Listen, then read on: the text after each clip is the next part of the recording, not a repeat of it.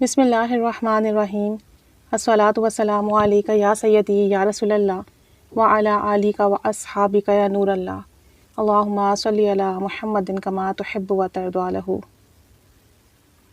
آج درود پاک کا ایسا مشاہدہ سنیں گے کہ انشاءاللہ تعالی اسے سن کر درود شریف پڑھنے میں مزید محبت پیدا ہوگی، مزید عقیدت پیدا ہوگی، مزید یقین پیدا ہوگا، اور درود شریف انشاءاللہ تعالی پہلے سے زیادہ پڑھا جائے گا۔ کہتے ہیں کہ ایک نیک سوال بزرگ اپنے واقعے کو اس طرح بیان کرتے ہیں کہ میں 5 یا 6 سال کا تھا جب میری والدہ کا انتقال ہو گیا، اور ہم ہندوستان کے صوبہ بہار میں رہتے تھے۔ وہاں والدہ کی وفات کے بعد والد صاحب نے دوسری شادی کر لی، اور ہماری سوتیلی ماں جو تھی وہ ہم بہن بھائیوں پر بہت ظلم کرتی، گھر کا سارا کام بھی ہم سے کرواتی، کھانے پینے پر بھی پابندی تھی، جو بچا کچا وہ ہمیں دیتی، بس ہم وہی کھاتے۔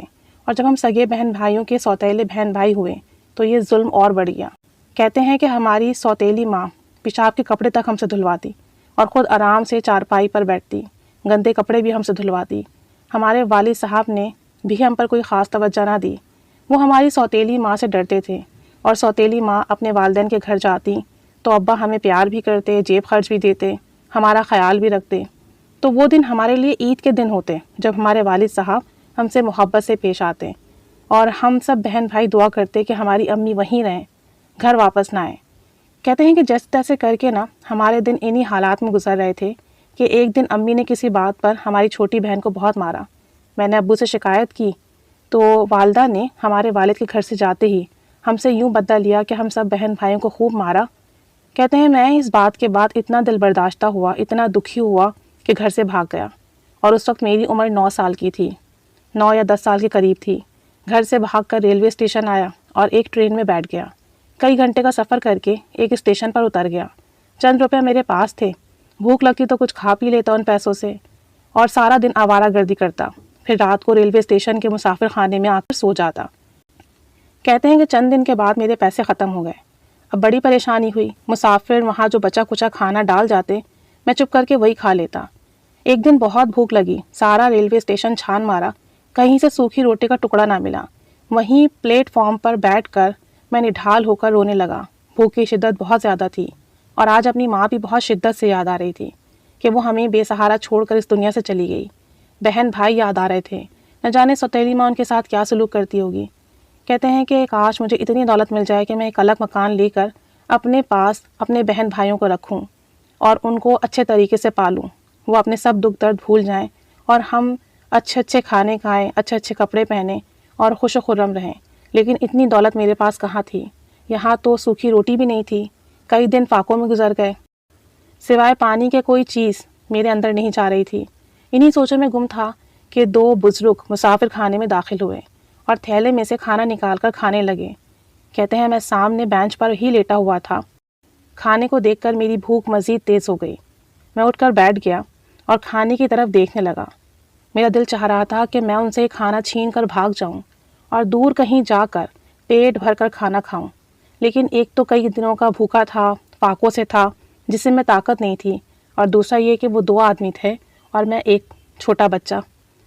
میں بڑی بے بسی کے ساتھ ان کو کھانا کھاتے دیکھنے لگا کہ اچانک ان میں سے ایک بوڑھے بزرگ کی نظر مجھ پر پڑی۔ انہوں نے مجھے غور سے دیکھا اور پھر کہا آؤ کھانا کھا لو۔ میں تو جیسے ہی اشارے کا منتظر تھا، پتہ نہیں اس وقت میرے جسم میں اتنی طاقت کیسے آئی۔ میں تیزی سے اٹھا، آگے بڑھا اور فوراً ہی جلدی جلدی کھانے لگ گیا۔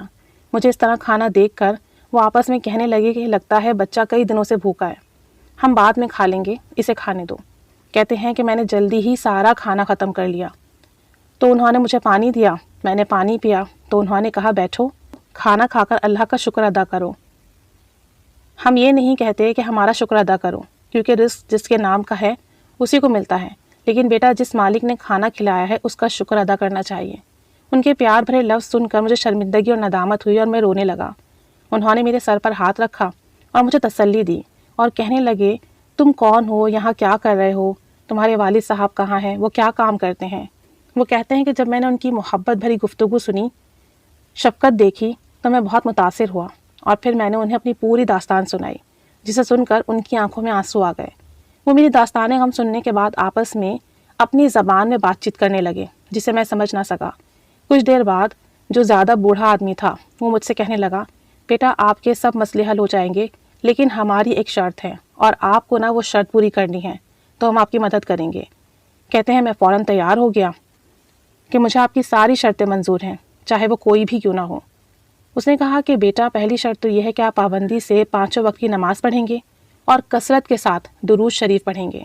میں نے کہا مجھے نماز آتی ہے نہ ہی درود شریف، کسی نے سکھایا ہی نہیں، والد صاحب کو بھی ہم نے کبھی دلچسپی سے نماز پڑھتے نہیں دیکھا، اور ہماری سوتیلی ماں تو ہم سے سوائے گھر کے کام لینے کے اور کچھ نہیں کرواتی تھی۔ میری ساری بات سن کر وہ دونوں چند لمحے خاموش رہے، پھر انہوں نے آپس میں کوئی مشورہ کیا اور کہا بیٹا ٹھیک ہے، ہم آپ کو اسی پلیٹ فارم پر ایک نوکری دلوا دیتے ہیں ہوٹل میں، جہاں آپ کو کھانا پینا بھی ملے گا اور رہائش بھی۔ آپ نے خوب محنت اور ایمانداری سے کام کرنا ہے، اگر آپ کی رپورٹ اچھی آئی تو مزید سوچیں گے، لیکن آپ نے اچھے سے کام کرنا ہے۔ کام سے فارغ ہونے کے بعد مسجد کے مولوی صاحب سے نماز اور قرآن پاک سیکھنا ہے اور درود شریف لازمی پڑھنا ہے، لازمی سیکھنا ہے۔ پھر انہوں نے پوچھا کہ آپ کو صلی اللہ علیہ وآلہ وسلم بھی نہیں آتا، یعنی آپ اتنا بھی نہیں پڑھ سکتے صلی اللہ علیہ وآلہ وسلم، صلی اللہ علیہ وآلہ وسلم۔ میں نے شرمندگی سے سر جھکا لیا، تو انہوں نے بار بار مجھ سے کہلوایا کہ کہو صلی اللہ علیہ وآلہ وسلم۔ مجھے اس طرح انہوں نے یاد کروا دیا اور کہا کہ آپ نے اٹھتے بیٹھتے چلتے پھرتے کثرت سے پڑھنا ہے صلی اللہ علیہ وآلہ وسلم، اور چلو ہم آپ کو کام پر لگوا دیتے ہیں۔ پھر وہ مجھے لے کر ہوٹل گئے اور وہاں انہوں نے مجھے کام پہ لگوایا، جہاں سے میں کھانا لے کر کھاتا تھا جب میرے پاس پیسے ہوا کرتے تھے۔ میں نے دیکھا کہ ہوٹل کا سارا عملہ ان کا بے حد احترام کر رہا تھا۔ انہوں نے ایک شخص سے بات کی جو انتظامیہ میں تھا، اس نے میری طرف دیکھتے ہوئے گردن ہلائی اور اس طرح میں ہوٹل میں ملازم ہو گیا۔ اپنے محسن کی ہدایت پر درود شریف کثرت سے پڑھنے لگا، نماز بھی سیکھ لی اور نماز پڑھنا بھی شروع کر دی۔ تقریباً 6-7 سال ملازمت کرتے ہوئے گزر گئے، مجھے پتہ ہی نہیں چلا کہ یہ ہوٹل تو میرے محسن کا ہے جنہوں نے مجھے یہاں ملازمت پر رکھوایا تھا۔ یہی نہیں بلکہ کئی جگہوں پر ان کے ہوٹل ہیں، مسافر خانے ہیں، اور سال میں 1-2 چکر وہ آتے ہیں، لگاتے ہیں، تو مجھ سے بھی ملتے ہیں، میری جو بھی رپورٹ ہوتی ہے وہ بھی سنتے ہیں اور بڑی محبت سے پیش آتے ہیں۔ ایک مرتبہ ملنے آئے تو کہنے لگے کہ بیٹا مجھے آپ سے ایک کام ہے، کرو گے؟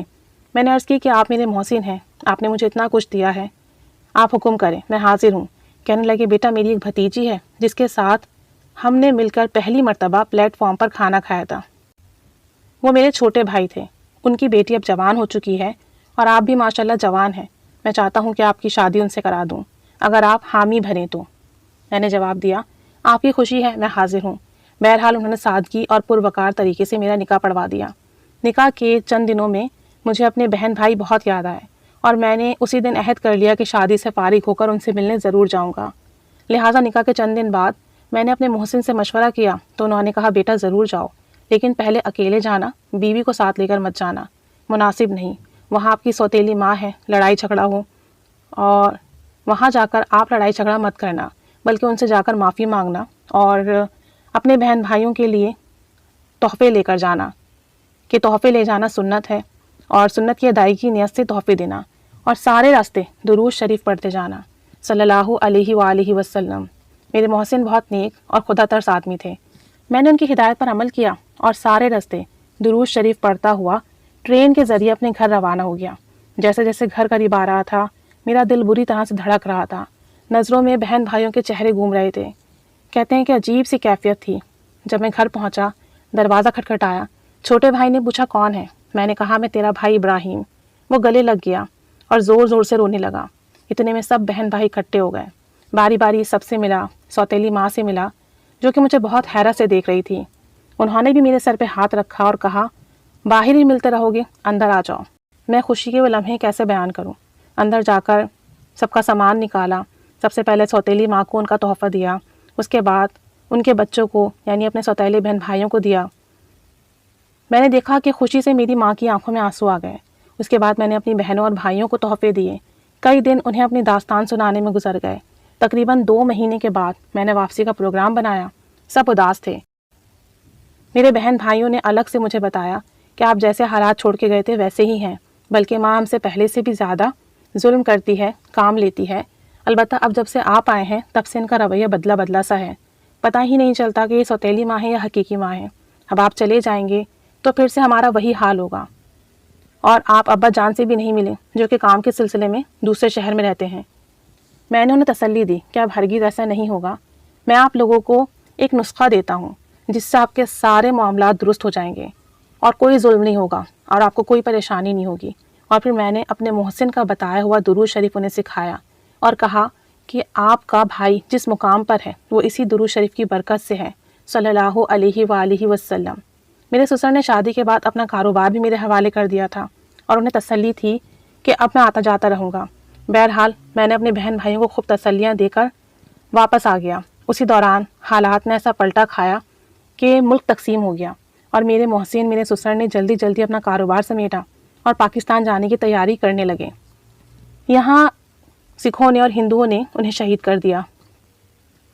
ایسی افراتفری مچی کہ جس کا جس طرف رخ ہوا وہ اسی طرف چل پڑا۔ میں اپنی بیوی کو لے کر ایک قافلے کے ساتھ بخیر و عافیت پاکستان پہنچ گیا۔ یہاں آباد ہونے کی ایک الگ ہی کہانی ہے۔ بہرحال درود شریف کی برکت سے سارے کام آسان ہو گئے۔ سالوں کے بعد جب حالات بہتر ہوئے تو میں اپنے بیوی بچوں کو لے کر اپنے گھر گیا۔ میرے والد گھر پر ہی موجود تھے، بہن بھائی گھر پر نہیں تھے۔ والد صاحب نے پہچانا ہی نہیں۔ سوتیلی ماں نے بتایا کہ یہ آپ کا بیٹا ابراہیم ہے۔ والد صاحب بہت خوش ہوئے، حیران ہوئے، پوچھنے لگے یہ عورت کون ہے اور یہ بچے؟ میں نے بتایا کہ یہ آپ کی بہو ہے اور یہ میرے بچے ہیں۔ بہن بھائیوں کے بارے میں پوچھا تو بتایا کہ سگی بہنوں کی شادیاں کر دی گئی ہیں اور بھائی نے دکان کر لی ہے، جبکہ سوتیلا بھائی اور ایک بہن ہندوؤں کے ہاتھوں شہید ہو گئے۔ یہ سن کر مجھے اتنا دکھ ہوا کہ میں بتا نہیں سکتا، لیکن سب سے زیادہ دکھ مجھے اس بات کا ہوا کہ درود شریف میں نے صرف اپنے سگے بہن بھائیوں کو پڑھنے کے لیے بتایا، اپنے سوتیلے بہن بھائیوں کو کیوں نہ بتایا؟ شاید وہ بھی پڑھتے تو ان کی بھی جان بچ جاتی اور وہ بھی آج سلامت ہوتے۔ بہرحال اب میرے بہن بھائی خوش و خرم ہیں۔ میں یہاں پاکستان میں آباد ہوں، کئی مرتبہ حج کر چکا ہوں، عمرے بھی ادا کیے ہیں، اپنا مکان ہے، کاروبار ہے، بیوی بچے ہیں اور ہم سب بہت خوش اور آباد ہیں۔ اور میں سمجھتا ہوں کہ یہ سب کچھ درود شریف کی برکت ہے اور میرے محسن کی دعاؤں کا نتیجہ ہے۔ اللہ تعالیٰ انہیں جنت الفردوس میں اعلیٰ ترین مقام عطا فرمائے، آمین۔ تو یہ سب درود شریف کی برکت ہے کہ درود شریف بندے کو فرش سے اٹھا کے عرش پر پہنچا دیتی ہے۔ کہاں کھانے کو کچھ نہیں تھا، گھر سے بھاگے ہوئے تھے، اور کہاں درود شریف صلی اللہ علیہ وآلہ وسلم پڑھنا شروع کیا تو کھانا بھی ملا، رزق میں بھی برکت ہوئی، رہنے کی جگہ بھی ملی، شادی بھی ہوئی، جان کی بھی حفاظت رہی، سلامتی بھی ملی، عزت بھی ملی اور سب کچھ ملا۔ تو درود شریف پڑھیں، کثرت سے ورد کریں۔ یہ ایسی داستان ہے نا کہ بچپن سے لے کر جوانی اور جوانی سے آگے کے معاملات سب کے سب درود شریف کی برکت سے طے ہوئے۔ تو اگر ہم بھی اپنی زندگی میں کثرت سے درود شریف پڑھیں تو انشاءاللہ تعالی اللہ کریم ہمیں بے پناہ نوازے گا، ہر جگہ سے نوازے گا، ہر جگہ ہم پر عطاؤں کی بارشیں ہوں گی۔ بس درود شریف کو تھام لیں، کثرت سے ورد کریں، ہر وقت ورد کریں، کسی بھی حال میں درود پاک کا دامن نہ چھوڑیں، کوئی سا بھی صیغہ سلیکٹ کر لیں۔ صلی اللہ علیہ وآلہ وسلم مختصر درود شریف ہے، سلام بھی ہے، اس میں آل پر بھی درود شریف ہے، چاہے تو اسے ہی ورد کریں۔ اللہ کریم سب کو نوازے، سب کی حفاظت فرمائے، ہم سب کو کثرت سے درود شریف پڑھنے والا بنائے اور ہم سب پر بھی رحمت، کرم، فضل کی انتہا کرے، آمین بجاہ النبی الآمین صلی اللہ علی محمد صلی اللہ علیہ وآلہ وسلم۔ اللہم صلی علی محمد کما تحب و ترضی عنہ۔